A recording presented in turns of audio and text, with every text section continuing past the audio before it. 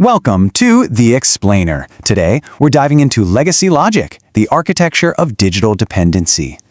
We're pulling back the curtain on the hidden systems that literally dictate our digital behavior.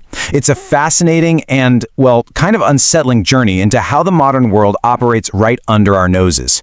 Let's actually start right here with something almost all of us do.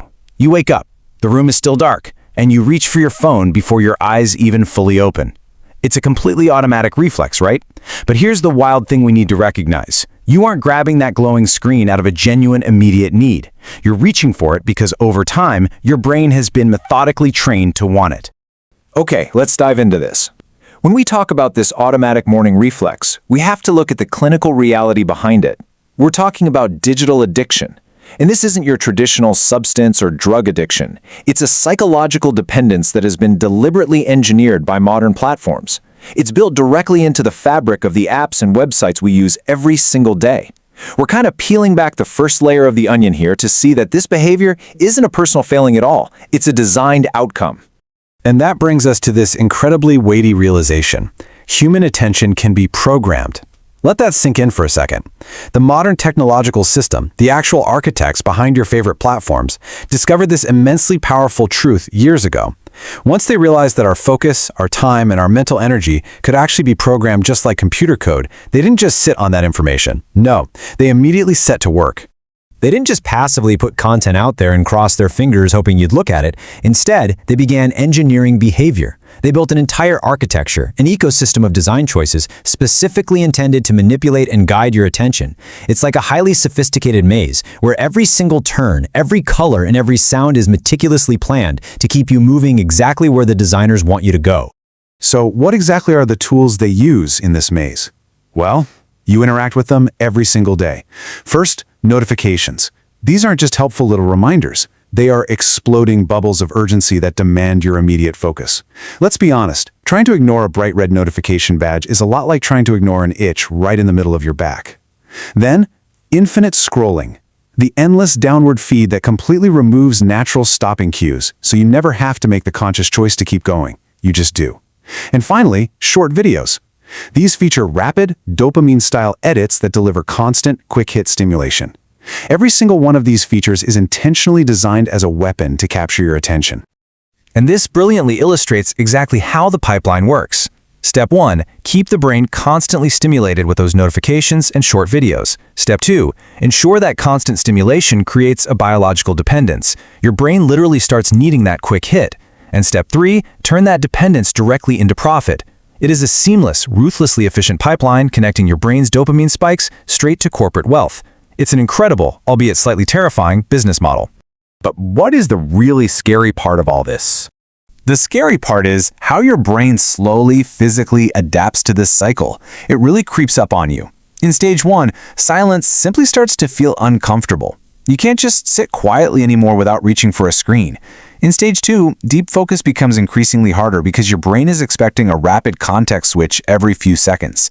And by stage 3, normal everyday life actually starts feeling slower. The real world becomes boring compared to the chaotic, engineered speed of the digital world. You've been acclimated to a pace that reality just cannot match. And while your brain is busy adapting to all this stimulation, the system is actively working in the background. The algorithm is watching. It is constantly scanning your behavior. It's essentially an invisible master plan, observing every pause, every single click, and every replay, learning exactly what pushes your buttons and what ultimately controls you. Let's break down exactly what this surveillance metric looks like. The AI learns 3 very specific things. It learns exactly what makes you angry, because, well, rage is highly engaging. It learns exactly what keeps you in a scrolling loop, tracking the precise type of content that makes you lose track of time. And it learns exactly what makes you stay online longer. Your emotional reactions, specifically your outrage and those trance-like loops, are carefully measured and used to trap your attention for just another minute, and then another. So the crucial point is this. We need to completely shatter the illusion that our distracted state is just an accidental byproduct of modern life. It isn't. There is a massive difference between a simple coincidence and engineered psychology. This system was built from the ground up by behavioral scientists and engineers who know exactly how the human brain operates. This highly engineered psychology is the foundation of the dopamine economy. This is a modern financial ecosystem fueled not just by traditional currency, but by extracting brain chemicals and human attention. The grand motive behind this entire digital architecture, the reason you find it so incredibly hard to focus, is tied directly to the engine of the modern economy. Your loss of focus is literally the fuel for their financial growth. Which leads us to this stark reality. It's the ultimate light bulb moment of this explainer. Your brain became the product. You aren't the customer buying a service anymore.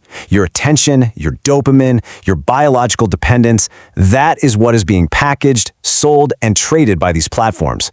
We've peeled back every layer, and this is what sits at the very core. It brings up a very dark, very powerful irony. On one side, we have the illusion of freedom. We bought these devices thinking technology was giving us ultimate, limitless freedom to explore the world. But on the other side, we have the reality of training. Slowly and silently, the technology was actually training our brains to depend on its constant stimulation. We thought we were mastering a tool, but the tool was mastering us. Which brings us to our final thought. It's a chilling realization to leave you with as you go about the rest of your day. The system doesn't need chains if it controls your attention. I really want you to think about your relationship with your devices after finishing this explainer. Are you the one in control, or are you just running the maze exactly as it was designed? Keep asking questions, keep looking for the hidden architecture, and I'll see you in the next explainer.